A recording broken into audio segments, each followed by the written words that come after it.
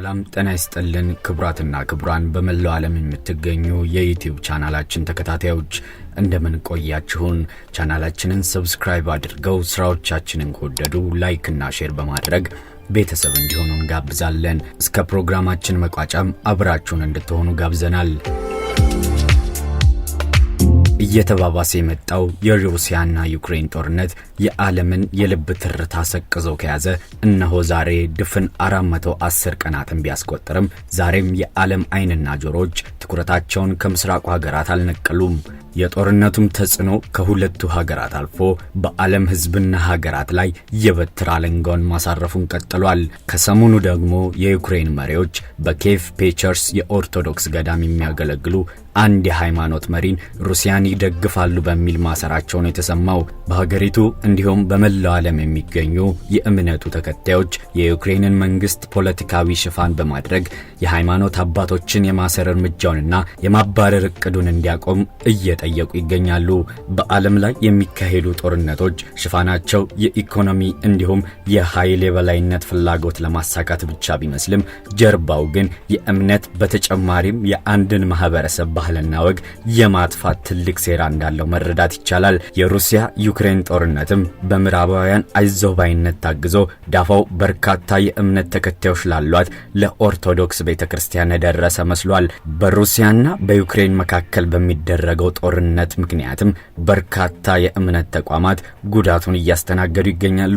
የዩክሬኑ ፕሬዝዳንት የቮሎዲሚር ዜሌንስኪ መንግስት ከሳምንት በፊት ጀምሮ በኪየቭ የሚገኘውን 980 ዓመታት ያስቆጠረውን የፔቸርስ ገዳም ከሩሲያ ኦርቶዶክስ ጋር ግንኙነት አለው በሚል ምክንያት መነኮሳትን ከገዳሙ ቅጥር ግቢ ለማስወጣት እየተንቀሳቀሰ መሆኑን የተነገረው። ይባስ ብሎ ከሰሞኑ ደግሞ የዩክሬን መሪዎች በኪየቭ የሚገኘውን የፔቸርስ ገዳም መሪ የሆኑትን የሃይማኖት አባት ፓቬል ሌቤድን የቁም እስረኛ ማድረጋቸው ተሰምቷል።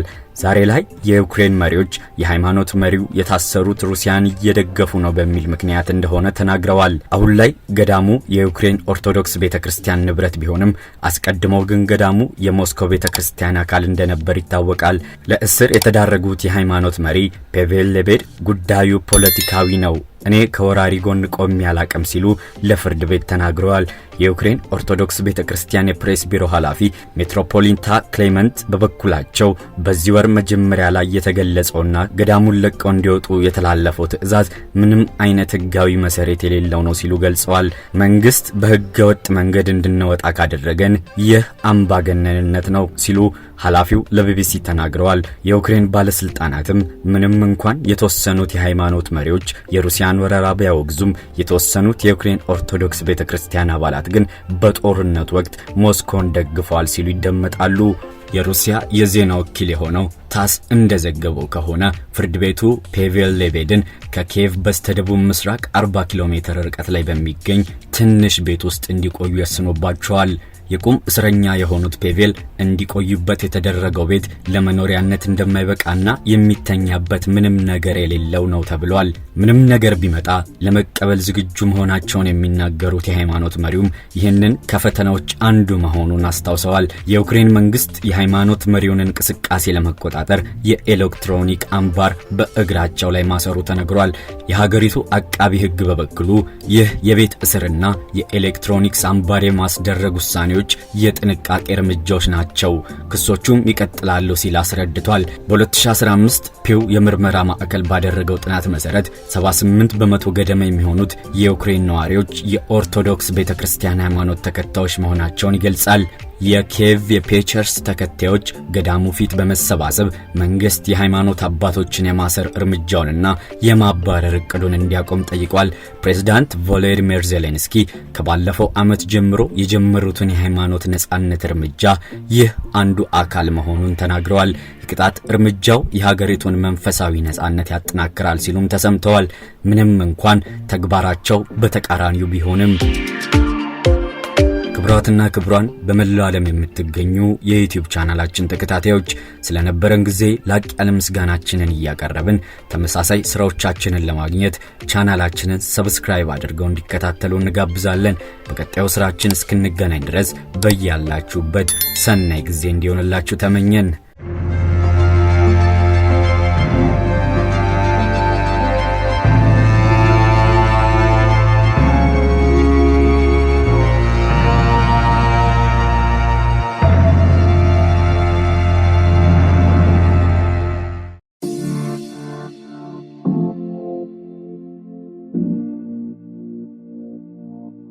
ሰላም ጤና ይስጥልን ክቡራትና ክቡራን በመላው ዓለም የምትገኙ የሙዳይ መዝናኛ ተከታታዮቻችን እንደምን ቆያችሁን? ከሰሞኑ በሩሲያና አሜሪካ መካከል ጸባጫሪ ነገር መፈጠሩ ተሰምቷል። በጥቁር ባህር ዓለም አቀፍ የአየር ክልል ላይ ሲንቀሳቀስ የነበር የአሜሪካ የሰው አልባ ድሮን ከሩሲያ የጦር ጄቶች ጋር ግጭት መፍጠሩ ነው የተነገረው። አሜሪካም ድሮኗ እንደተመታባት ተናግራ ለድርጊቱ ሩሲያን ወንጅላለች። ቻናላችንን ሰብስክራይብ አድርገው ስራዎቻችንን ከወደዱ ላይክ እና ሼር በማድረግ ቤተሰብ እንዲሆኑ እንጋብዛለን። እስከ ፕሮግራማችን መቋጫም አብራችሁን እንድትሆኑ ጋብዘናል። ድፍን 365 ቀናትን አስቆጥሮ ወደ 2 ዓመታት እየገፋ የሚገኘው የሩሲያና ዩክሬን ጦርነት የዓለምን አጠቃላይ ገጽታ አናግቶ መቀጠሉን ተያይዞታል። ይህንንም ተከትሎ በወታደራዊ ኃይል የፈረጠሙት የምድራችን ኃያላን ሀገራት አቅም መፈተሻ ካደረጉት ውለው ሰንብተዋል። እንኳንም ዘንቦብሽ እንዲሁም ጤዛነሽ ሆኖ ነገሩ ድሮንም በሽኩቻ የተሞሉት ሩሲያና አሜሪካ ከሰሞኑ ደግሞ ከበድ ያለ መካረር ውስጥ ገብተዋል። አሜሪካ በጥቁር ባህር ዓለም አቀፍ የአየር ክልል ላይ ሲንቀሳቀስ የነበረ ድሮኗ በሩሲያ መመታቱን ገልጻለች። ሩሲያ ደግሞ በበኩሏ ድሮኑን ከመከታተል ያለፈ ምንም አይነት እርምጃ ለመውሰዷን አጥብቃ ተናግራለች። ታዲያ ከጊዜያት በኋላ እየተካረረ የመጣው የሁለቱ ኃያላን ሀገራት እልህ የተሞላበት ውዝግብና ፍጥጫ ወደ ከፍተኛ ግጭት እንዳያመራ ተሰግቷል። በዓለማችን የንግድ ስርዓት ውስጥ በምስራቃዊ አውሮፓ ክልል የሚገኘው ጥቁር ባህር የዓለምን አጠቃላይ እንቅስቃሴ በመዘወር ወሳኝ ሚና ካላቸው የውሃ አካላት መካከል ግንባር ቀደሙ ነው። ለአብነትም በሩሲያ ዩክሬን ጦርነት ምክንያት የስፍራ ከእንቅስቃሴ ውጪ መሆኑ የዓለምን የምግብ ዋስትና አጣብቂኝ ውስጥ ከቶት ነበር። በዚህ ብቻ ያልበቃው የጥቁር ባህር መዘጋት ዓለም የኃይል ፍላጎት ላይ ብረቱ ክንዱን አሳርፏል። አሜሪካና ሩሲያ ደግሞ ከሰሞኑ በጥቁር ባህር ላይ ከፍተኛ ውዝግብ ውስጥ ገብተዋል።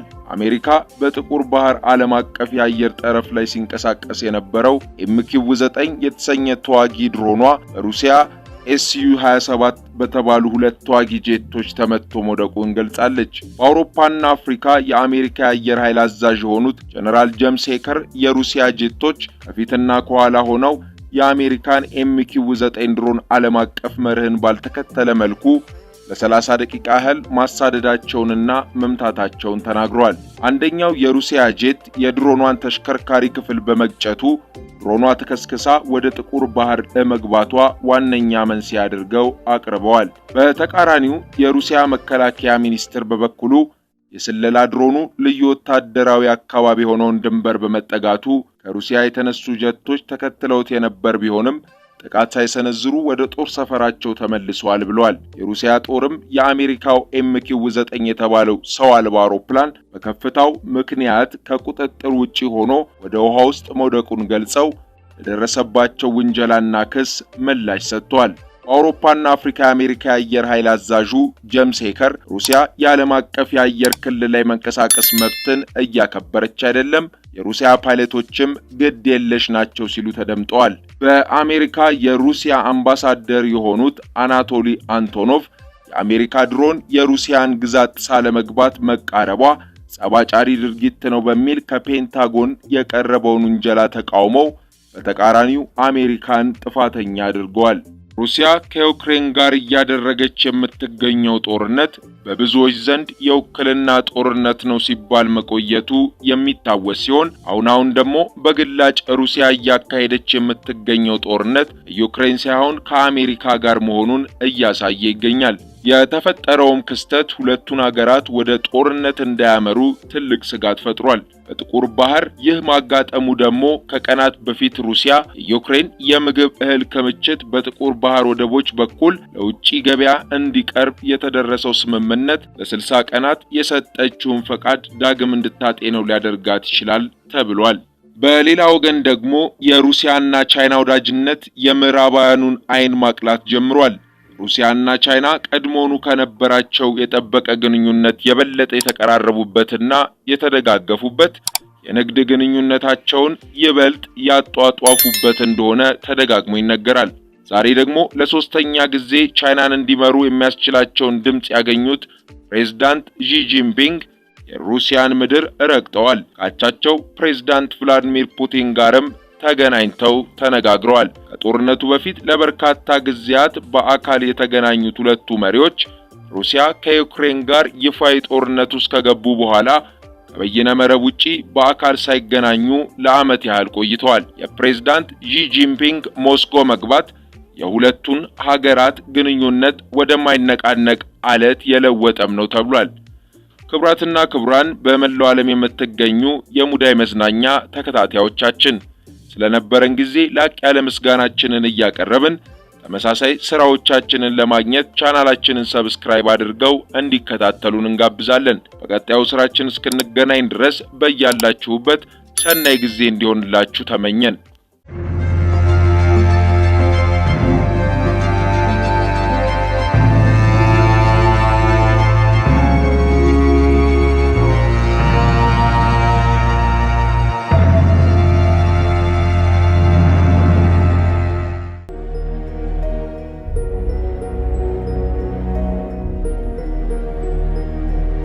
ሰላም ጤና ይስጥልን ክብራትና ክብራን በመላው ዓለም የምትገኙ የሙዳይ መዝናኛ ተከታታዮቻችን እንደምን ቆያችሁን?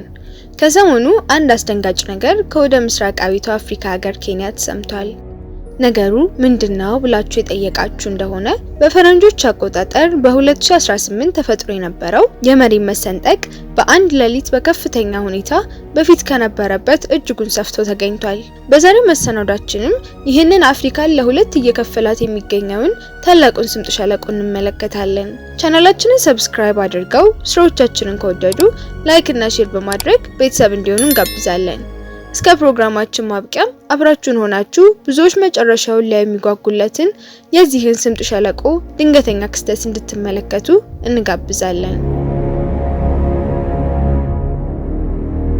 ዓለማችን ላይ በረጅም ጊዜ ተፈጥሮ ሂደት ምክንያት ከተመለከትናቸው አስደናቂ የምድራችን ገጽታዎች መካከል ታላቁ ስምጥ ሸለቆ አንዱ ነው። ታዲያ ይህ ተፈጥሮ የወለደችው ታላቅ ስምጥ ሸለቆ መነሻውን ከመካከለኛው ምስራቅ ሊባኖስ አድርጎ እስራኤል፣ ኤርትራ፣ ኢትዮጵያ፣ ሶማሊያ፣ ኬንያ፣ ታንዛኒያ፣ ዲሞክራቲክ ሪፐብሊክ ኮንጎ፣ ሩዋንዳ፣ ኡጋንዳን አቋርጦ በአጠቃላይ 7000 ኪሎ ሜትር ወይም 4300 ማይል ከሸፈነ በኋላ መዳረሻውን ደቡብ ምስራቅ አፍሪካዊቷ ሀገር ሞዛምቢክ ላይ አድርጓል። ስምጥ ሸለቆውም በአፍሪካ ከኤደን ባህረ ሰላጤ አንስቶ መዳረሻው ድረስ 4600 ኪሎ ሜትር የሚሸፍን ታላቅ ተፈጥሯዊ ገጽታ ነው። ተመራማሪዎች በጥናት ውጤታቸው ላይ እንደገለጹት ከሆነ ይህ ስምጥ ሸለቆ በሚሊዮን ከሚቆጠሩ ዓመታት በፊት መፈጠር የጀመረ ሲሆን አሁን ላይም በየዓመቱ 7 ሚሊ ሜትር ያህል ስፋቱ እየጨመረ እንደሚገኝ አሳውቀዋል። ይህንንም ተከትሎ የበርካቶች ቀዳሚ አጀንዳና መነጋገሪያ እየሆነ ይገኛል። በዚህ አካባቢም በየጊዜው በተደጋጋሚ የሚከሰቱት የእሳተ ገሞራ ፍንዳታዎች በ10 ሚሊዮን ዓመታት ውስጥ አህጉሪቷ የሶማሊያንና የኑቢያን መሬት በሚል ስያሜ ለሁለት እንደምትከፈል፣ በተጨማሪም በመሃል አንድ ትልቅ ኑቢያ የተሰኘው ውቅያኖስ እንደሚፈጠር ትልቅ አመላካች መሆኑን ተመራማሪዎቹ በጥናታቸው ላይ ገልጻሉ።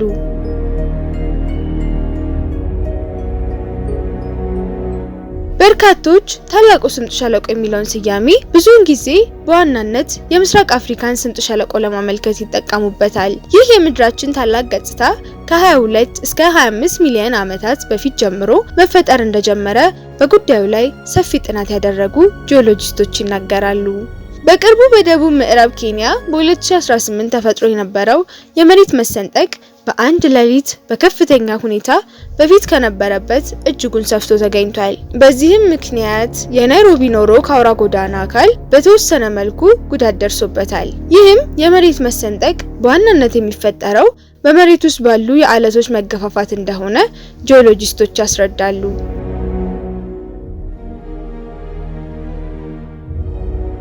በኬንያ ስምጥ ሸለቆ ውስጥ ስለተፈጠረው ትልቅ ስንጥቅ በዓለም ላይ የሚገኙ ትልልቅ ስም ያላቸው መገናኛ ብዙሃን በሰፊው ዘግበው ታልፈዋል።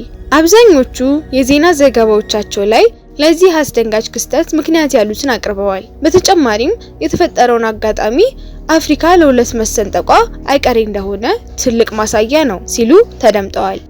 የኬንያ ብሔራዊ መንግስት ከተፈጠረው አጋጣሚ በፊት አንዳች በሬክተር ስኬል መሰረት ትልቅም ሆነ ትንሽ የመሬት መንቀጥቀጥ እንዳልነበር ገልጧል። በአጭሩ በኬንያ ውስጥ ካሉ ባለስልጣናት ከማንኛቸውም ስለ መሬት መንቀጥቀጥ ይፋ የሆነ ሪፖርት የለም። በኬንያ ዋና ከተማ ናይሮቢ ከ50 ኪሎ ሜትር ባነሰ ርቀት ላይ ትናንሽ የመሬት መንቀጥቀጦች እንኳን ሲኖሩ በስፋት ይሰሙ እንደነበር በርካቶች ይናገራሉ። ይህ ያልተጠበቀና ድንገተኛ የመሬት መሰንጠቅ በዋና ከተማዋ አቅራቢያ የሚገኘውን የናይሮቢ ኖሮክ አውራ ጎዳና በከፊል እንዲፈርስ አድርጎታል። ውድ ተመልካቾቻችን፣ ተመራማሪዎቹ እንደሚሉት ከሆነ በሚሊዮን ዓመታት ውስጥ አፍሪካ ለሁለት ትከፈላለች ብላችሁ ታስባላችሁ? ምላሻችሁን በኮሜንት መስጫ ሳጥን ውስጥ አስቀምጡልን። በተጨማሪም ተመሳሳይ ስራዎቻችንን ለማግኘት ቻናላችንን ሰብስክራይብ አድርገው እንዲከታተሉን እንጋብዛለን። ክብራትና ክብራን በመላው ዓለም የምትገኙ የሙዳይ መዝናኛ ተከታታዮቻችን ስለነበረን ጊዜ ላቅ ያለ ምስጋናችንን እያቀረብን በቀጣዩ ስራችን እስክንገናኝ ድረስ በያላችሁበት ሰናይ ጊዜ እንዲሆንላችሁ እንመኛለን።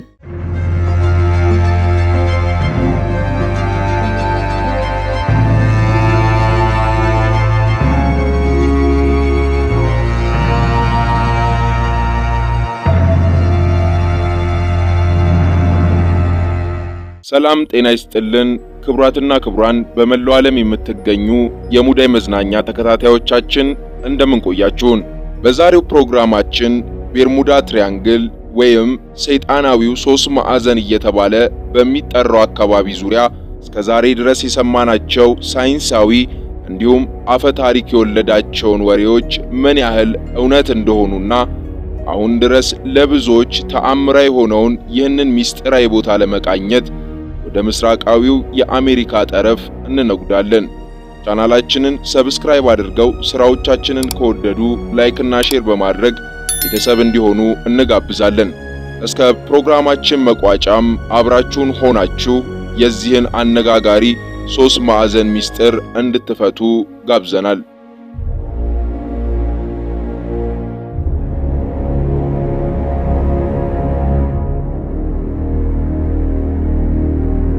ለብዙ መርከቦችና አውሮፕላኖች መጥፋት እንደ መንስኤ የሚታመነው የቤርሙዳ ትሪያንግል ወይንም ሰይጣናዊው 3 ማዕዘን ምንድነው?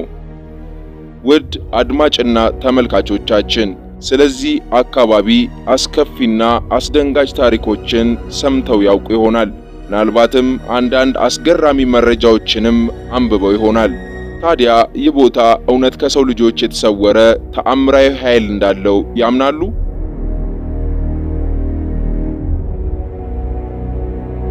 ቤርሙዳ ትሪያንግል በመባል የሚታወቀው አካባቢ በምስራቃዊ የአሜሪካ ጠረፍ የአትላንቲክ ውቅያኖስ ዳርቻ ላይ በፍሎሪዳ፣ ማያሚ፣ ፓርቶሪኮና በቤርሙዳ ደሴቶች መካከል የሚገኝ 1,300,000 ኪሎ ሜትር የሚሸፍን ግዙፍ ስፍራ ነው። ይህ አነጋጋሪ ውሃማ ክልል በተለያዩ ጊዜዎች ቀላል የማይባል ቁጥር ያላቸውን አውሮፕላኖች፣ መርከቦች፣ የጦር ጀቶችና ሌሎች ቁሶችን ደብዛቸውን አጥፍቶ ለሰሚው እንኳን የተፈጠረው ነገር በአግባቡ ሳይገባው እስካሁን ድረስ ዓለምን ሲያነጋግር የቆየ ትልቅ ሚስጥር ነው።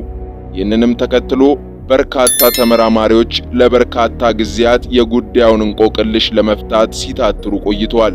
ይህ የተንጣለለ የውሃ ስፍራ ስያሜውን ያገኘው በ1964 በፈረንጆች አቆጣጠር በጋዜጠኛ ቪንሰንት ጋዲስ ነበር።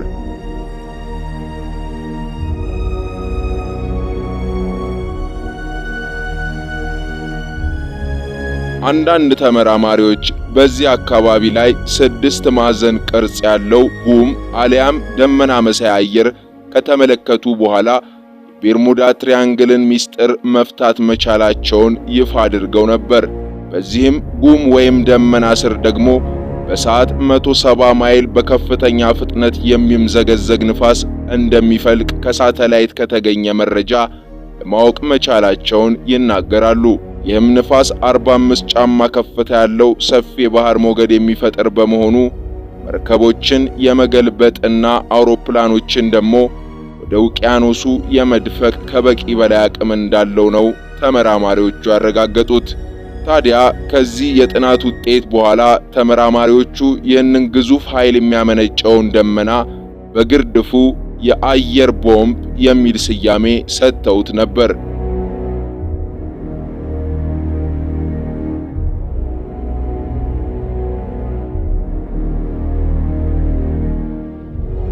ለመጀመሪያ ጊዜ ይህንን ቦታ እንዳገኙ የሚነገርለት ጣሊያናዊው አሳሽ ክሪስቶፈር ኮሎምበስ በወቅቱ ስለዚህ ቦታ ባስቀመጠው ጽሑፉ በአድማስ ላይ የሚደንስ እንግዳ የሆነ የብርሃን ጮራ፣ ሰማይ ላይ የነገሰ የእሳት ነበልባል፣ የአቅጣጫ መጠቆሚያ ኮምፓስን የሚያመሰቃቅል ኃይል ሲል ገልጾት ነበር።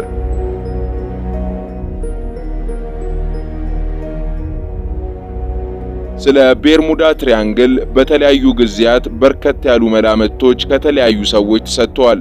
ገሚሶች በዚህ ስፍራ በሚገኘው የውቅያኖስ ስፍራ ከፍተኛ ኃይል ያለው የማግኔት መጠን ሊኖር እንደሚችል ይናገራሉ።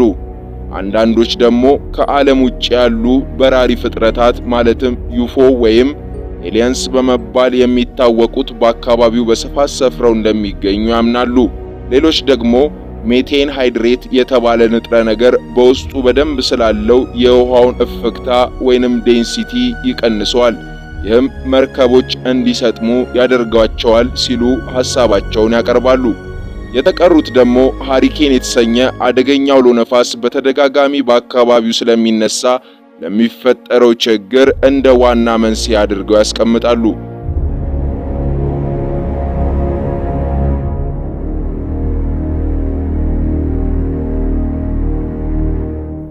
በቤርሙዳ ትሪያንግል ታሪክ በጉልህ የሚነሳው እንደ አውሮፓውያን አቆጣጠር በ1945 5 የአሜሪካ የጦር መርከቦችና 3 የነፍስ አድን አውሮፕላኖች ደብዛቸው መጥፋት መሆኑን የታሪክ ድርሳናት ያወሳሉ። በዚህ አካባቢ የተሰወሩ መርከቦችና አውሮፕላኖች ቁጥራቸው በትክክል መታወቅ ባይችልም ነገር ግን 20 አውሮፕላኖችና 50 መርከቦች መጥፋታቸውን በርካቶች ይስማሙበታል። ይሁንም ግን እስካሁን ያንዳቸውንም ዱካ ማግኘት አልተቻለም። በተጨማሪም የዚህ ሁሉ አደጋና መሰወር መነሻው በሰዎች ስህተት አሊያም ደግሞ በስፍራው ባለው የአየር ሁኔታ ይሁን አይሁን እስካሁን የተረጋገጠ አንዳች ነገር የለም።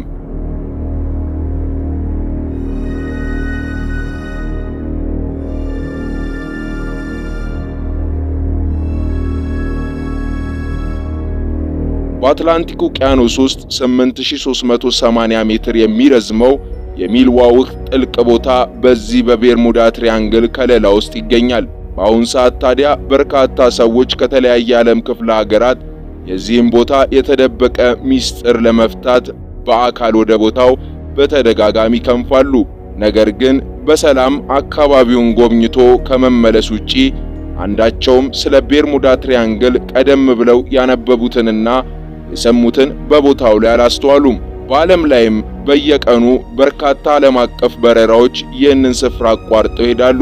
በተጨማሪም የንግድ እንዲሁም የጦር መርከቦች በየቀኑ ይተላለፉበታል። ታዲያ በዚህ ሰይጣናዊ 3 ማዕዘን እየተባለ በሚጠራው አካባቢ ዙሪያ የሚሰሙ ወሬዎች ከአፈ ታሪክነት በዘለለ እውነታነት የሌላቸው መሆኑን በርካቶች ይመሰክራሉ።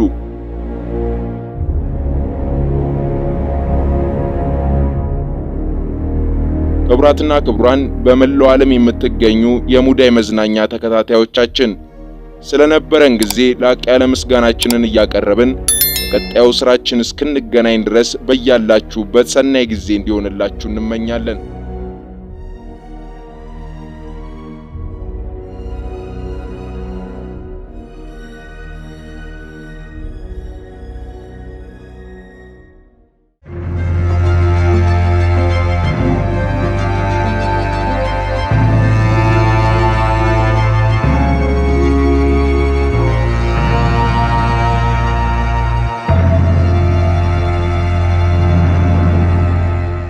ደፋሯ እንስት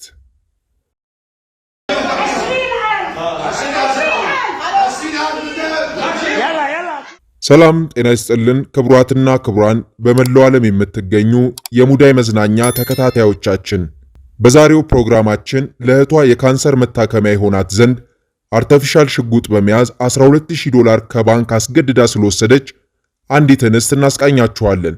እንዴት በአርተፊሻል ሽጉጥ ይህንን ልታደርግ ቻለች ብላችሁ ልትጠይቁ ትችላላችሁ። እስከ ፕሮግራማችን ማብቂያም አብራችሁን የምትቆዩ ከሆነ መልሱን የምታገኙት ይሆናል። በተጨማሪም የዚህችን ሴት አስገራሚ ተግባር ከስር መሰረቱ ትረዳላችሁ።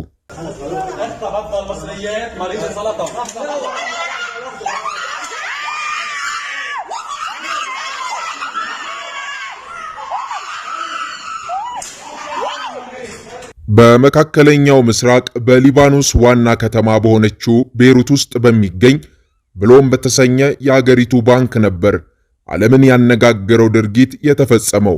ነገሩ እንዲህ ነው። ሳሊ ሐፊዝ የተባለች የ28 ዓመት እንስት ሊባኖሳዊት ወጣት የካንሰር በሽተኛ ለሆነችው እህቷ ለሕክምና የሚያስፈልጋትን ወጪ ለመሸፈን ስትል የሕፃናት መጫወቻ ሽጉጥ በመያዝ ባንኩ የከለከላትን ገንዘብ ማውጣት ችላለች። ታዲያ ይህች ወጣት በተለያዩ የማህበራዊ ሚዲያ ተጠቃሚዎች ዘንድ ጀግንነቷ አብዝቶ ሲያስተጋባ ተስተውሏል። ከዛም አልፎ በሰብአዊ መብት ተሟጋቾች ሳይቀር ድጋፍና ሙገሳን አግኝታለች። ሳሊ ሐፊዝ የሀገሪቱ ብሔራዊ ዜና ወኪል ለሆነው አልጃዲድ ቴሌቪዥን ስለተፈጠረው ሁነት በዝርዝር አስረድታለች።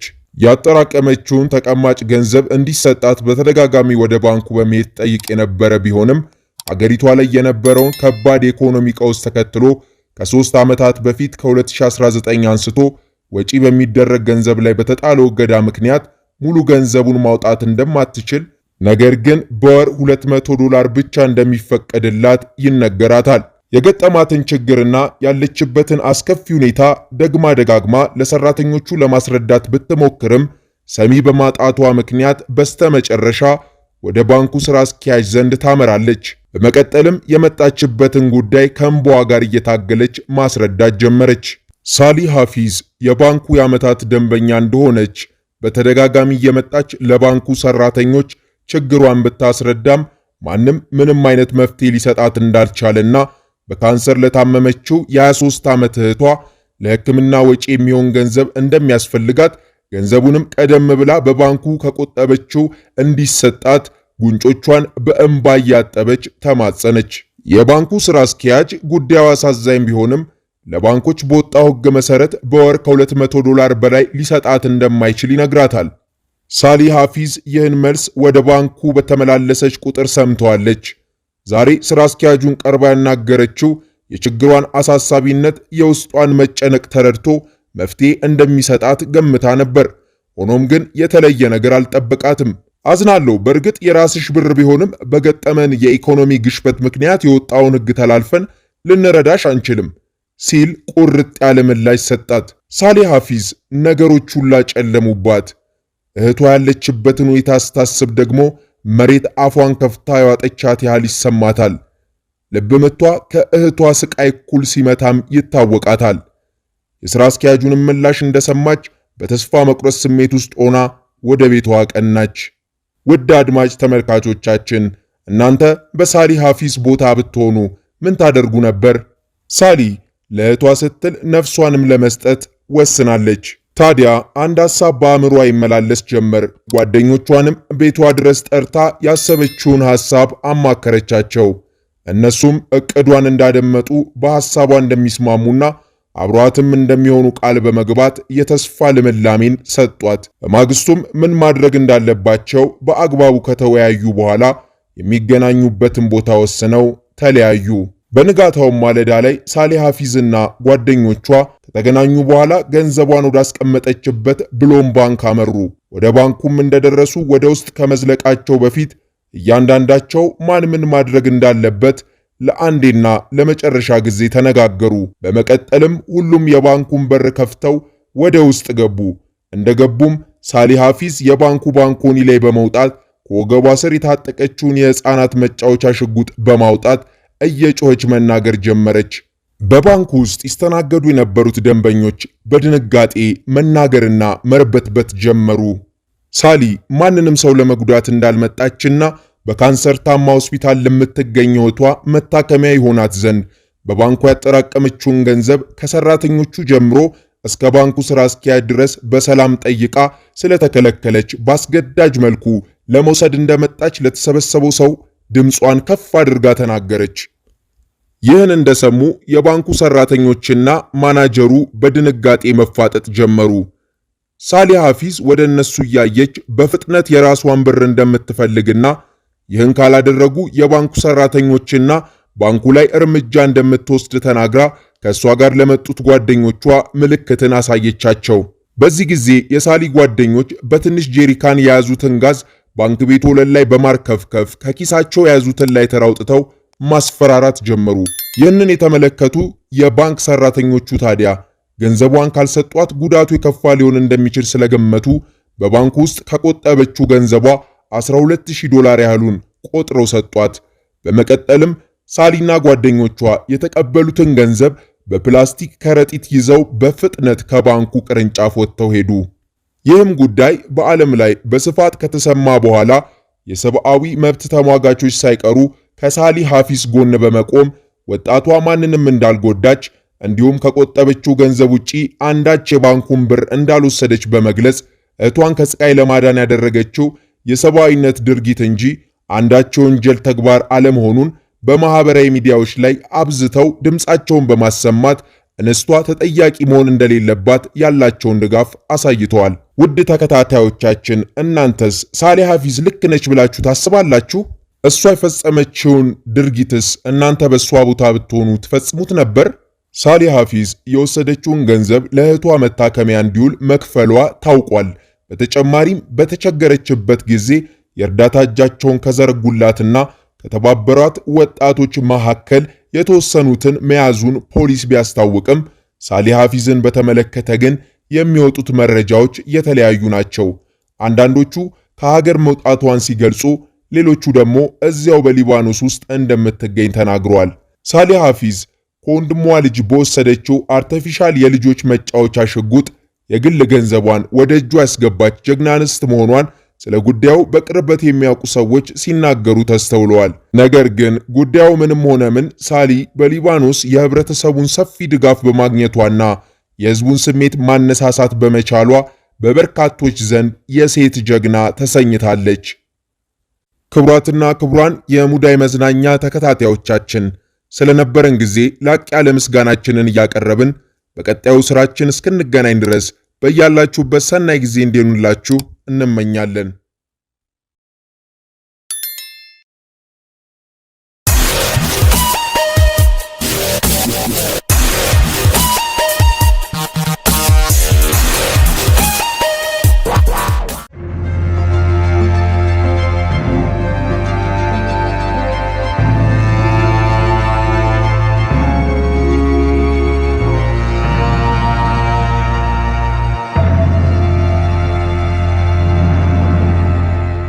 ሰላም ጤና ይስጥልን ክብራትና ክብራን በመላው ለምትገኙ የሙዳይ መዝናኛ ተከታታዮቻችን እንደምን ቆያችሁን? ኮከቦች እንዴት ባህሪያችንን ይወስኑታል የሚለው ጉዳይ ለብዙዎቻችን ያልተመለሰ ጥያቄ ነው። በዓለማችን ላይም በርካቶች ከባዕድ አምልኮ ጋር ሲያያይዙት ይስተዋላል። በዛሬ መሰናዷችንም ይህንን ሚስጥር በጥቂቱ ልንገልጽላችሁ ወደድን። ቻናላችንን ሰብስክራይብ አድርገው ስራዎቻችንን ከወደዱ ላይክ እና ሼር በማድረግ ቤተሰብ እንዲሆኑ እንጋብዛለን። እስከ መሰናዷችን ማብቂያም አብራችሁን ሆናችሁ በዚህ በምንዳስሰው ጉዳይ ዙሪያ ያልተሰሙ አስገራሚ ጥናቶችን እየቃኛችሁ እንድትዝናኑ ጋብዘናል። ኮከቦች እንዴት ባህሪያችንን ይወስኑታል የሚለው ለብዙዎቻችን ያልተመለሰ ጥያቄ ነው። እኔም ከዚህ ጥያቄ በመነሳት አንዳንድ ሀሳቦችን ካነበብኳቸው መጽሐፍት በጥቂቱ አጣቅሼ ላጋራችሁ ወደድኩ። በመጀመሪያ ግን ለመነሻ እንዲሆነን የአስትሮሎጂን እና የአስትሮኖሚን ልዩነት እንመልከት። አስትሮኖሚ ማለት በሰማያዊ አካላት፣ ከዋክብት፣ ፕላኔቶች መዋቅር እና እንቅስቃሴዎች ላይ የሚያተኩር ሳይንስ ሲሆን አስትሮሎጂ ደግሞ ጥንታዊ የሆነ ጥበብ ሲሆን ሲተነተን አስትሮ ማለት ኮከብ፣ ሎጂ ማለት ደግሞ ጥናት ነው። ይህም የከዋክብት ጥናት ወይም ሳይንስ ማለት ነው። ከዚህ በመነሳት ወደ ጥያቄያችን ስንመለስ አስትሮሎጂ መጠነ ርዕሱን ጠበብ ያደርግና በ12 ነገደ ከዋክብት ላይ ያተኩራል። እኚህ የከዋክብት ክምችቶች ዞዲያክ ስንላቸው ትርጉሙም ከግሪክ ቃል የመጣ ሲሆን የእንስሳት ክበብ ማለት ነው። ለዚህም ምክንያቱ ከ12ቱ ምዕላደ ከዋክብት 9 ያህሉ በእንስሳት ስለተሰየሙ ነው። እነዚህ ከዋክብት እንደ ቅርጻቸው በምድርና በህዝቦች ህይወት እንዲሁም በሰው ልጆች የስብዕና ቀረጻ ላይ ከፍተኛ ሚና አላቸው። ይህም ደግሞ የሚከሰተው በጨረቃ ነው። ጨረቃ የምድር ጭፍራ ነች። በምድር ዙሪያ ያለማቋረጥ ትዞራለች። አንድ ዑደት ወይም ዙር ለማከናወን በአማካይ 28 ቀናትን ትወስዳለች። በምድር ላይ ሆነን ለምናያት ሰዎች የጨረቃ ቅርጽ 4 አይነት ሆኖ ሲታየን አንድ ሳምንት የማጭድ ቅርጽ ይዛ ትታያለች። በዚህ ደረጃ ላይ ስትሆን አዲስ ወይም ለጋ ጨረቃ እንላታለን። በሁለተኛው ሙሉ፣ በሶስተኛው ሳምንት ጎደል ብላ በድርብቡ፣ በአራተኛው ደግሞ ሙሉን በሙሉ አትታየንም። ይህንንም ጠፍ ጨረቃ እንለዋለን። ጨረቃ በምድር ዙሪያ ስትጓዝ በየእርከኗ በምድራችን የውሃ አካላት ላይ በምትፈጥራቸው ሞገዶች ትታወቃለች። የዚህ እውቀት ከጥንት ጀምሮ በተለይ በመርከበኞች ዘንድ የነበረ ነው። ይህ እንቅስቃሴዋም 70% ውሃ ከሆነው የሰው ልጅ ባህሪ ጋርም ሲጣመር ታይቷል። ጨረቃ ሙሉ ስትሆን የወንጀል ቁጥር እንደሚበራከት ጥናቶች አሳይተዋል። በዚህ ወቅት የአእምሮ ጤና ችግሮችም እንደሚባባሱ ታስተውሏል። ሌላው ደግሞ የምድር በራሷ ዙሪያ መንቀሳቀስ ብቻ እንኳን የሰውን ልጆች ተፈጥሮና ኑሮ በብዙ መልኩ ይቀርጸዋል። ይህም በአስትሮሎጂ አሴንዳንት ዘ ራይዚንግ ሰን ወይም ስርቀተ ፀሐይ የሚባለው የመሬት ኮከብ ነው። ምድር በራሷ ዚያበ ስትሾር በአማካይ በየ2 ሰዓቱ ፀሐይ እንደ አዲስ የምትወጣ የሚመስልበት የምድር ክፍል ይኖራል። በ24 ሰዓት ውስጥ የምንወለድበት ጊዜም የመሬት ኮከባችንን ይወስነዋል። የፀሐይ ኮከባችን አብይ ስብዕናችንን ሲወስን የፊት ገጽታችንንና የአካላችንን ቅርጽ የሚወስነው ደግሞ የመሬት ኮከባችን ነው። ዋናው ስብዕናችን በ40 ዓመት እድሜያችን ሙሉ ሆኖ እስኪወጣ ድረስ በመሬት ኮከባችን የሚመራው ሁለተኛው ስብዕናችን እንደ ጭምብል ሆኖ ያገለግለናል። ሌሎች የሚያውቁን ዓለምም የምትመለከተንና የምትፈርጀን በዚህ በመሬት ኮከባችን ነው። ታዲያ ፀሐይ ከነጭፍሮቿ ከሰማይ ጠባብ ክበብ ዞዲያክ ስር ትታያለች። ጭፍሮቿን ይዛ ከክበቡ ቤቶች ስር በአማካይ 1 ወር ታሳልፋለች። የፀሐይ ከኤሪስ እስከ ፓይሰስ ቤት ስር መታየት የሰው ልጆች በ12 አበይት ባህሪያት እንዲቀረጽ አድርጓል። ታዲያ ይህንን ሁሉ ስላችሁ ሳይንስስ ምን ይላል የሚል አይጠፋም። የሃርቨርድ ተመራማሪዎች እንደሚናገሩት ከሆነ አስትሮሎጂ የየትኛውንም ሰው ባህሪ በፍጹም እንደማይናገር አረጋግጠዋል። አይገርማችሁም? ሌላም ጥናት አይቼ ነበር። እሱም እንደሚለው ከሆነ በ4000 ሰዎች ላይ በተደረገው ጥናት መሰረት አስትሮሎጂ ምንም ተጽዕኖ እንደሌለው ነው። መቼም ምን ትቀባጥራለች እያላችሁ ነው ወይ? ደግሞ ታዲያ እንዴት ከ50% እስከ 60% ልክ ይሆናል ብላችሁ እያሰባችሁ ይሆናል። እውነት ጨረቃ፣ ፀሐይ፣ መሬትና ሰማያዊ አካላት ተባብረው ባህሪያችንን ይወስኑት ይሆን? መልሳችሁን በኮሜንት አጋሩን። ነገር ግን ይህ ለኔም ለዓለምም ያልተመለሰ ጥያቄ ነው። ምናልባት ለጥናታዊ ጽሑፍም ካነሳሳችሁ ቆንጆ ጥናት አድርጉበት። ለመነሻ እንዲሆናችሁ ፍካሪ ኢትዮጵያ፣ የፀሐይ ምልክቶችና የኢትዮጵያ ኮከብ የሚሉ መጽሐፍትን ብታነቡ መልካም ነው እላለሁ። ክብራትና ክብራን በመላው ለምትገኙ የሙዳይ መዝናኛ ተከታታዮቻችን ስለነበረን ጊዜ ላቅ ያለ ምስጋናችንን እያቀረብን ተመሳሳይ ስራዎቻችንን ለማግኘት ቻናላችንን ሰብስክራይብ አድርገው እንዲከታተሉ እንጋብዛለን። በቀጣዩ ስራችን እስክንገናኝ ድረስ በያላችሁበት ሰናይ ጊዜ እንዲሆንላችሁ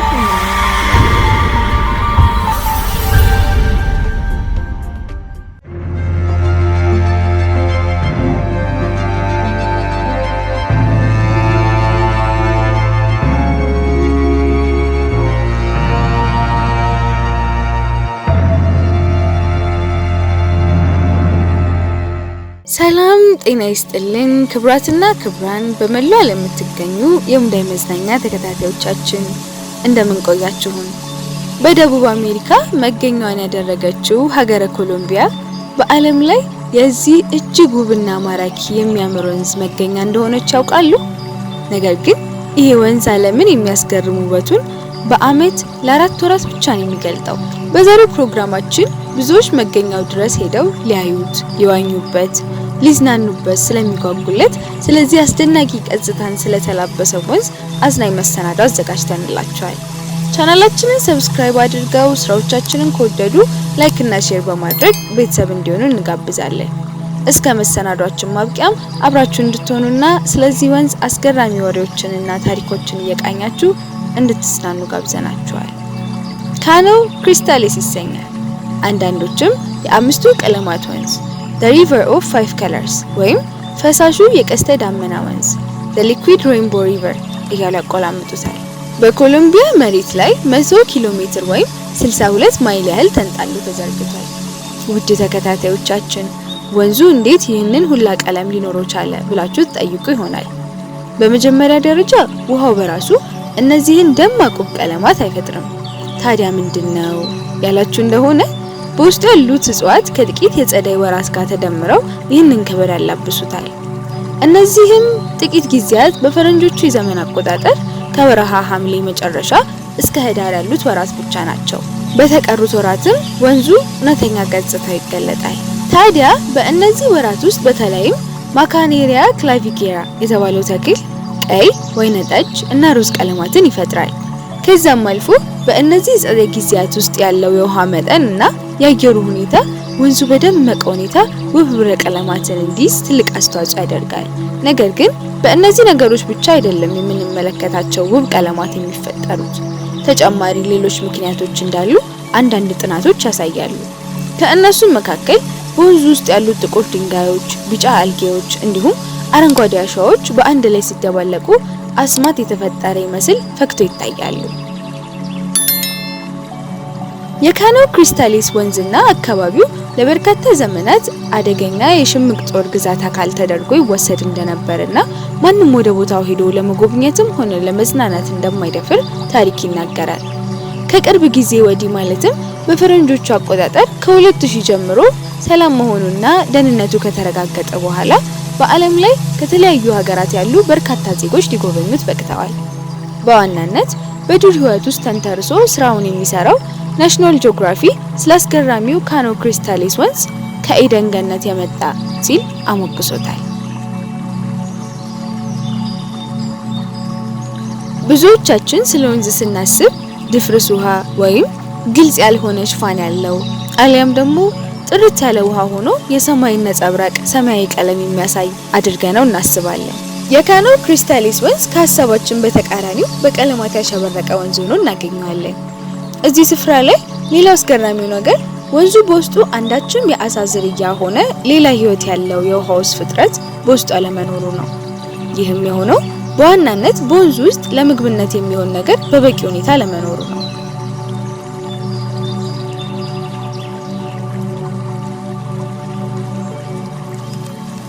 ውድ ተከታታዮቻችን የካኖ ክሪስታሌስ ወንዝ በአመት ውስጥ በርካታ ጎብኚዎች ከሚነግዱባቸው ስፍራዎች መካከል ተጠቃሹ ነው። ለፎቶግራፈሮች እና ለቪዲዮግራፈሮች ገነት የሆነ ቦታ እንደሆነም ይነገርለታል።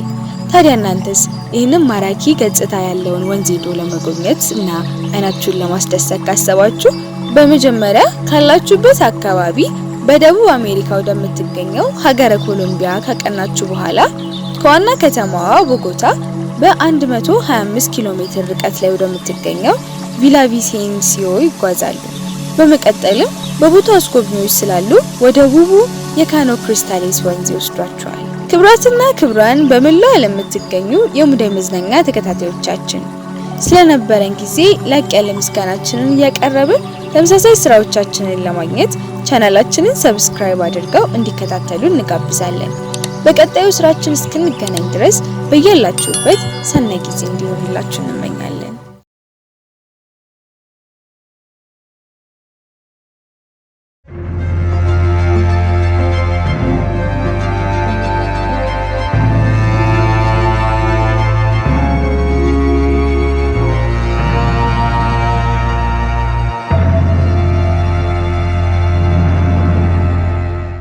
ሰላም ጤና ይስጥልን ክብራትና ክብራን በመላው ዓለም የምትገኙ የሙዳይ መዝናኛ ተከታታዮቻችን እንደምን ቆያችሁን? ግማሽ ሰው ግማሽ ደግሞ የአሳ አካል ያላቸው ግራ አጋቢ ፍጡራን በምድራችን ላይ እንዳሉ ያምናሉ። በተለያዩ ፊልሞች፣ ተረቶች፣ ልቦለዶች አሊያም ደግሞ በአፈ ታሪኮች ውስጥ የእነዚህን አስገራሚ ፍጡራን ታሪክ ሰምተው ሊሆን እንደሚችል ተስፋ እናደርጋለን። መርሜድ ቻናላችንን ሰብስክራይብ አድርገው ስራዎቻችንን ከወደዱ ላይክ እና ሼር በማድረግ ቤተሰብ እንዲሆኑ እንጋብዛለን።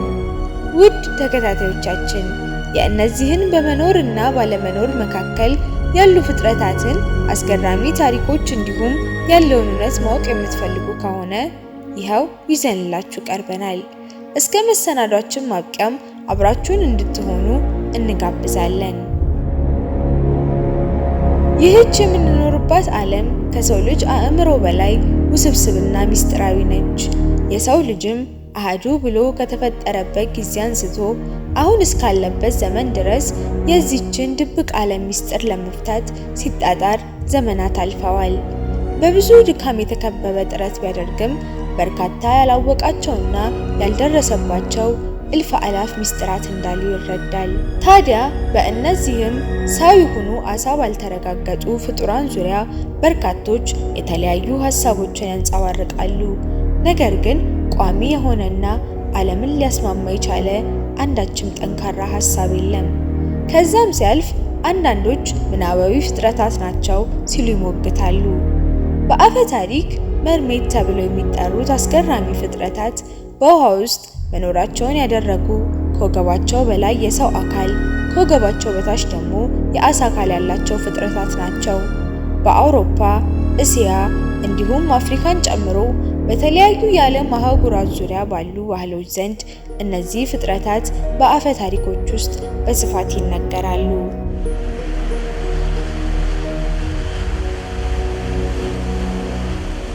ከመርሜድ ጋር የሚመሳሰሉ ነገር ግን በጾታ ተለይተው ወንድ የሆኑት መርማን ተብለው ይጠራሉ። ይህም የተሰጣቸው ስያሜ በዓለም ላይ በበርካታ ታዋቂ ስነ ጽሑፎች ውስጥ በስፋት ሰፍሮ ይገኛል። ምንም እንኳን መርማን የተሰኙት ፍጥረታት ከመርሜዶች አንጻር በስፋት ባይታወቁም ነገር ግን መርማኑ ከሴቷ መርሜድ ጋር አብሮ እንደሚኖር ይነገራል። በአጠቃላይ ታዲያ እነዚህ ፍጡራን ማለትም ወንዱና ሴቷ በጥቅሉ ሜርፎልክ ወይም ሜር ፒፕል በመባል ይጠራሉ። መርሜዶችን እንደ ጎርፍ፣ አውሎ ንፋስ፣ የመርከቦች መስጠም ካሉ ድንገተኛ ክስተቶችና አደጋዎች ጋር በርካቶች ያያይዟቸዋል። አንዳንድ የማህበረሰብ ክፍል ውስጥ ደግሞ በልማዳዊ ወጎችና ባህላዊ ትንግርቶች ውስጥ እነዚህ ፍጡራን በጎ አድራጊዎች እንደሆኑ እንዲሁም ለሰው ልጆች የተለየ ጸጋን የመስጠት ተሰጥኦ እንዳላቸው በተጨማሪም በፍቅር ሊወድቁ እንደሚችሉ ይነገራል። ዕውቁ ጣሊያናዊው አሳሽ ክርስቶፈር ኮሎምበስ በአንድ ወቅት በአትላንቲክ ውቅያኖስ ሂስፓኒዮላ በተባለ ዳርቻ ላይ 3 ሰውም አሳም ለመባል ያዳገቱ ፍጥረታትን ማየቱንና ያያቸውን ፍጥረታት በአፈ ታሪኮች ላይ እጅግ ውብና መልከ መልካም እንደሆኑ የሚነገርላቸው ፈጽሞ ለየቅል እንደሆነ፣ ኮሎምበስ በተቃራኒው አስቀያሚ ለማለት እንኳን የሚያሳቅቁ ፍጥረታትን ከውቅያኖሱ ዳርቻ ውስጥ ወጥተው ወዲያው ወደ ውሃው ተመልሰው ሲገቡ መመልከቱን ተናግሮ እንደነበር የታሪክ ድርሳናት ያስረዳሉ። ከጥቂት ጊዜያት በኋላም በዚሁ ስፍራ ላይ ሲጓዙ የነበሩ ተሳፋሪዎች ክርስቶፈር ኮሎምበስ እንዳያቸው ፍጥረታት አይነት መመልከታቸውን መስክረዋል።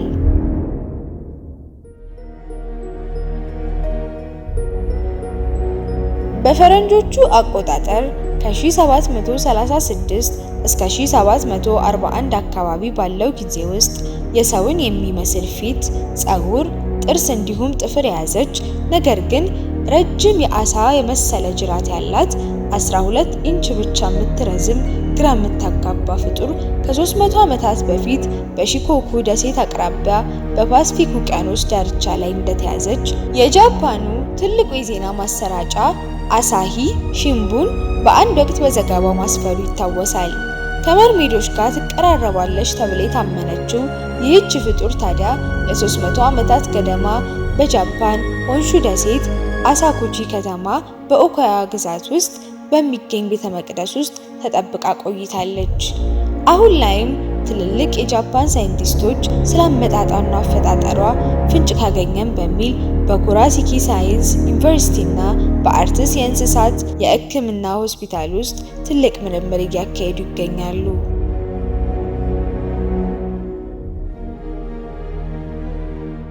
በቅርቡም በፈረንጆች አቆጣጠር 2009 በሀገረ እስራኤል ኪሪያት በተባለችው ከተማ በአፊያ ባህረ ሰላጤ አካባቢ አንዲት መርሜድ የውሃ ላይ ትርኢት ስታሳይ ቆይታ ተመልሳ ወደ ውሃው ውስጥ ከገባች በኋላ ማንም ሊያገኛት እንዳልቻለ በርካቶች በአካባቢው ላይ የነበሩ ሰዎች ምስክራቸውን ሲሰጡ ተሰምተዋል።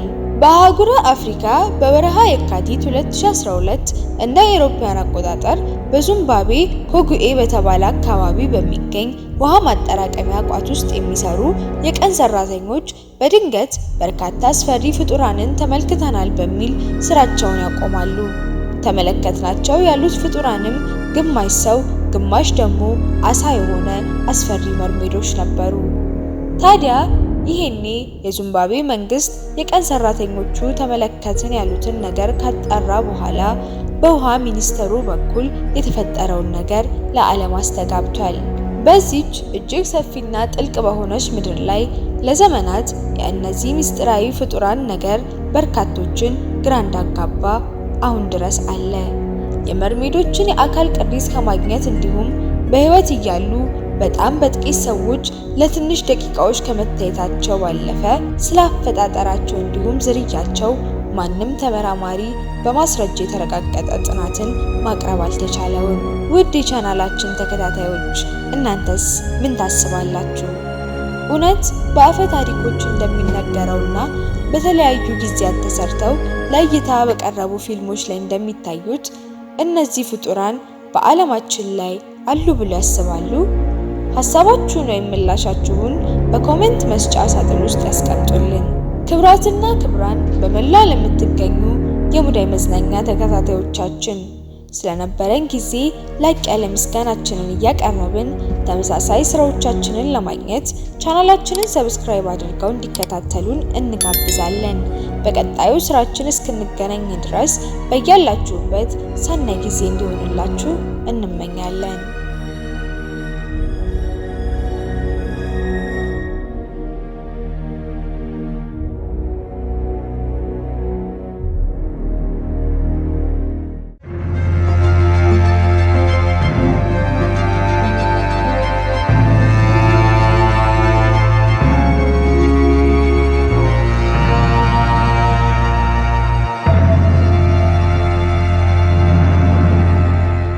ሰላም ጤና ይስጥልን። ክብራትና ክብራን በመላው ዓለም የምትገኙ የሙዳይ መዝናኛ ተከታታዮቻችን እንደምን ቆያችሁን? የ5 ዓመት ህፃን ታዳጊ አርግዛ ወለደች ቢባል ማን ያምናል? በ3 ዓመቷ የወር አበባ አየች ቢባልስ? ጉድ ሳይሰማ ይታደር ይላል ያገር ሰው። ቻናላችንን ሰብስክራይብ አድርገው ስራዎቻችንን ከወደዱ ላይክ እና ሼር በማድረግ ቤተሰብ እንዲሆኑ እንጋብዛለን። ልጅቷ እንዴት በ3 ዓመቷ የወር አበባ ልታይ ቻለች? በምንስ ተአምር በ5 ዓመቷ ወለደች? እስከ መሰናዷችን ማብቂያም አብራችሁን ሆናችሁ የዚህችን አስገራሚ ህፃን ጉደኛ ታሪክ እንድትሰሙ ጋብዘናል።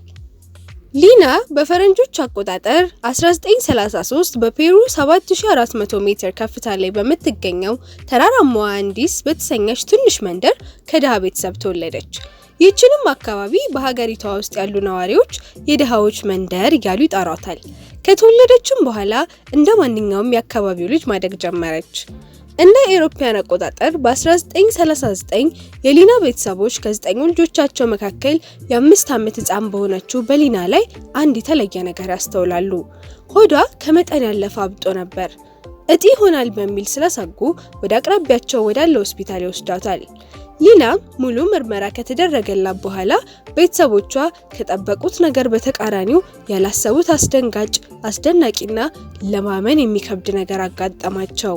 ምናልባትም ዓለም ከተፈጠረችበት ሰዓት አንስቶ እንዲህ ያለ ነገር በሰው ልጅ ታሪክ ዘንድ ተሰምቶ አይታወቅ ይሆናል። ሊና የ7 ወር ነፍሰ ጡር ነበረች። ይህም ጉዳይ ለቤተሰቦቿም ሆነ ለዶክተሮቹ ድንገተኛ ዱብዳ ነበር የሆነባቸው። ዋናው ጥያቄ ደግሞ ሊናን ማን አስረገዛት የሚለው ነበር። ቤተሰቦቿም ይህንን ለማመን የሚከብድ ዱብዳ ከሰሙ በኋላ ልጃቸውን መንከባከብ ይጀምራሉ። ከወራቶች በኋላም ሊና በ5 ዓመት ከ7 ወር ከ21 ቀን በፈረንጆች አቆጣጠር ግንቦት 14 ቀን በ1939 6 ፓውንድ ማለትም 3 ኪሎ ግራም የሚመዝን ጤናማ ወንድ ልጅን ወለደች። ይህም አስገራሚ ክስተት በታሪክ የመጀመሪያው ሆኖ ተመዘገበ። ይህም አስገራሚ ክስተት በአካባቢው በስፋት መሰማት ሲጀምር ሊና ከወለደች በኋላ ፖሊሶች አባቷን ቲልቡሬሎንን እሱ ይሆናል ያስረገዛት በማለት ተጠርጣሪ አድርገው ያዙት። ነገር ግን ከቀናት ቆይታ በኋላ ምንም አይነት ማረጋገጫ ስላልተገኘበት መልሶ እንዲፈታ ተደረገ። ሊና እንዴት አረገዘች የሚለውም ጉዳይ እስካሁን መልስ አልባ ጥያቄ ሆኖ አለ። ምንም እንኳን የሊና ቤተሰቦች ለጋዜጠኞች ተናግረው የማያውቁ ቢሆንም ልጃቸው የወር አበባ ማየት የጀመረችው ከ3 ዓመቷ ጀምሮ እንደሆነ አንዳንድ ሚዲያዎች ይዘግባሉ። በተጨማሪም በ4 ዓመቷ ደግሞ ጡቶቿ ማደግ መጀመራቸውን ይገልጻሉ። ሊና ገና በለጋ እድሜዋ የጉርምስና ምልክቶችን ትመለከት ነበር። ይህም የሚመጣው ቀድሞ ከሚጀመር የሆርሞን መለወጥ ጋር ተያይዞ የሚከሰት ነው። እንደውም አንዳንድ ዘገባዎች እንደሚሉት ከሆነ ሊና የወር አበባ ማየት የጀመረችው ገና የ8 ወር ልጅ ሆና መሆኑን ይናገራሉ። ይህም በታሪክ ብቸኛዋ ሰው ያደርጋታል።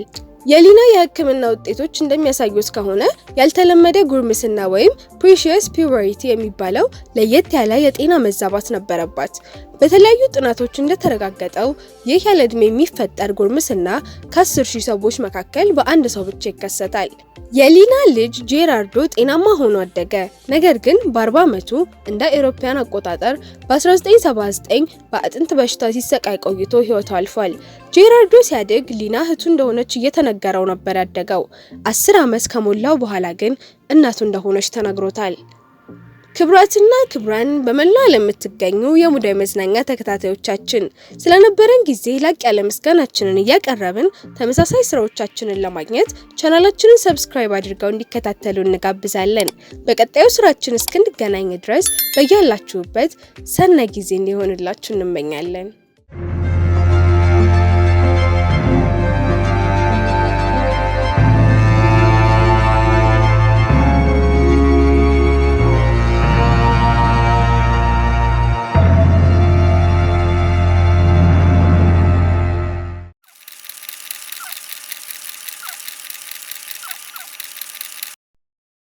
ሰላም ጤና ይስጥልን ክብራትና ክብራን በመላው ዓለም የምትገኙ የሙዳይ መዝናኛ ተከታታዮቻችን እንደምን ቆያችሁን? በዛሬው መሰናዷችንም በኢየሱስ ክርስቶስ ታሪክ ዙሪያ የተሰሩ አስደናቂ ፊልሞችን እናስቃኛችኋለን። ቻናላችንን ሰብስክራይብ አድርገው ስራዎቻችንን ከወደዱ ላይክ እና ሼር በማድረግ ቤተሰብ እንዲሆኑ እንጋብዛለን። እስከ መሰናዷችን ማብቂያም አብራችሁን ሆናችሁ ስለነዚህ የዓለምን ቀልብ ስለሳቡ አስገራሚ ፊልሞች ያልተሰሙ ታሪኮችን እንድትቃኙ እንጋብዛለን። ፊልም የገሃዱ ዓለም ነጸብራቅ እንደመሆኑ መጠን በኢየሱስ ክርስቶስ ታሪክ ዙሪያ በርከት ያሉ ዓለምን አጃኢብ ያሰኙ ሕማሙን እንዲሁም መከራውን ከምን ጊዜውም በላይ የሚያሳዩ ፊልሞች ለመሰራት በቅተዋል። ከእነዚህም መካከል ለዛሬ በብዙዎች ዘንድ የላቀ ተወዳጅነት ያተረፉት ከዛም ባሻገር በየዓመቱ በክርስትና እምነት ተከታዮች ዘንድ የሕማማት ሳምንት በመጣ ቁጥር እንደ አዲስ በበርካቶች ዘንድ የሚታዩትን ፊልሞች በጥቂቱ እንዳስሳለን።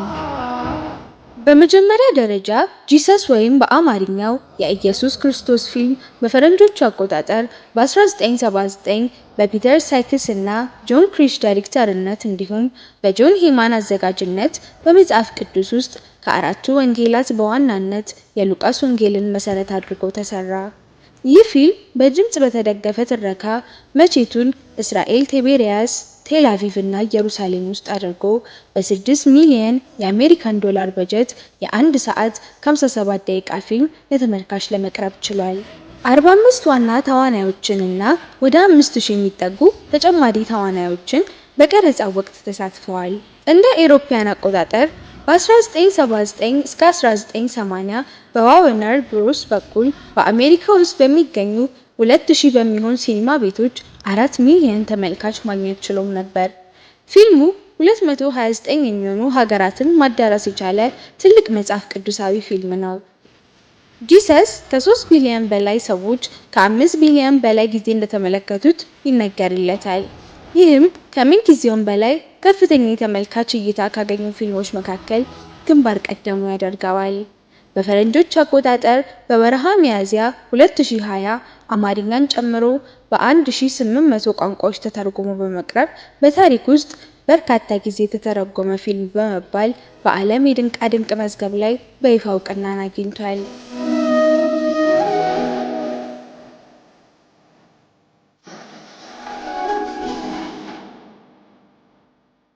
ከዚህ ፊልም በተጨማሪ እንደ አውሮፓውያን አቆጣጠር በ2004 የክርስቶስን ሕማማት በስፋት የሚያሳይ በሜል ጊብሰን የተዘጋጀ ወንጌላዊ መሰረት ያለው The Passion of the Christ የተሰኘ የ127 ደቂቃ ፊልም ለተመልካች ቀርቧል።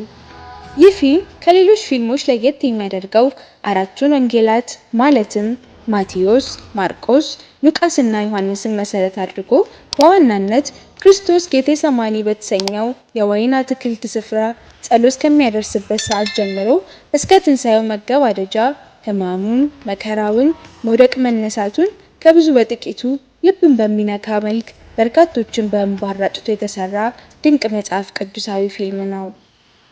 ፊልሙ በአብዛኛው የተቀረጸው መቀመጫውን በጣሊያን ሮም ባደረገው በአውሮፓ ውስጥ ትልቁ የፊልም ስቱዲዮ በሆነው በሲኒሲታ ስቱዲዮ እንዲሁም በደቡብ ጣሊያን በምትገኘው በማቴራ ከተማ ሲሆን 45 ሚሊዮን የአሜሪካን ዶላር የሚገመት ወጪን በአይከን ፕሮዳክሽን በኩል አስወጥቶ 612 ሚሊዮን ዶላር ገቢን አስገብቷል። ጄምስ ፓትሪክ ካቪዜ የክርስቶስን ገጸ ባህሪ ተላብሶ ፊልሙን በመሪ ተዋናይነት የሰራ ሲሆን ሌሎች በርከት ያሉ ታዋቂ ተዋናያኖችንም ያሳተፈ ትልቅ ፊልም ነው። የአስቆሮቱ ይሁዳ ገጸ ባህሪን በመላበስ የተጫወተው ሉካ ሊዮኔሎ ፊልሙ ከመሰራቱ በፊት ምንም አይነት ሃይማኖት ያልነበረው ሲሆን ፊልሙን ከሰራ በኋላ ግን ክርስቶስ የተባለ አምላክ መኖሩን አምኖ የካቶሊክ እምነት ተከታይ ሆኗል። ፊልሙ በሚሰራበት ወቅት ከአንድም 3 ጊዜ የመብረቅ አደጋ አጋጥሞታል።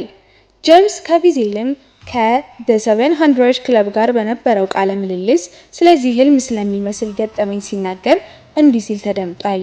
እንደገና ዛፍ አበራው። የተራራውን ስብከት ቀረጻ እየሰራሁ ነበር።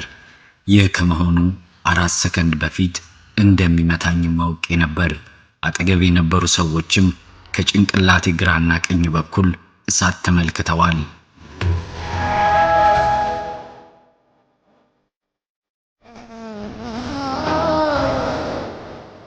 እንደ አውሮፓውያን አቆጣጠር የካቲት 28 ቀን 2014 ሰን ኦፍ ጋድ የተሰኘ 2 ሰዓት ከ18 ደቂቃ ርዝማኔ ያለው በኢየሱስ ክርስቶስ ሕይወት ላይ የሚያጠነጥን ሌላ ተወዳጅ ፊልም በክሪስቶፈር ስፔንሰር ዳይሬክተርነት እንዲሁም በማርክ ቡርኔት እና ሮማ ዳውን አዘጋጅነት በ22 ሚሊዮን የአሜሪካን ዶላር በጀት ተሰርቶ ለመታየት በቅቷል።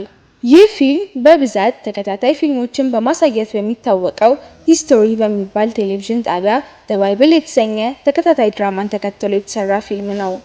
ፖርቹጋላዊው የፊልም አክተር ሚጉኤል ሞርጋዶ ክርስቶስን በመምሰል በዋና ተዋናይነትም ተሳትፎበታል።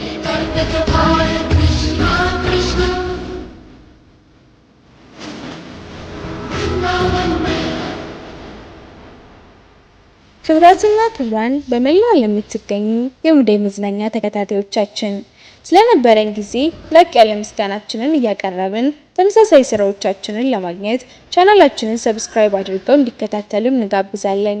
በቀጣዩ ስራችን እስክንገናኝ ድረስ በያላችሁበት ሰናይ ጊዜ እንዲሆንላችሁ እንመኛለን።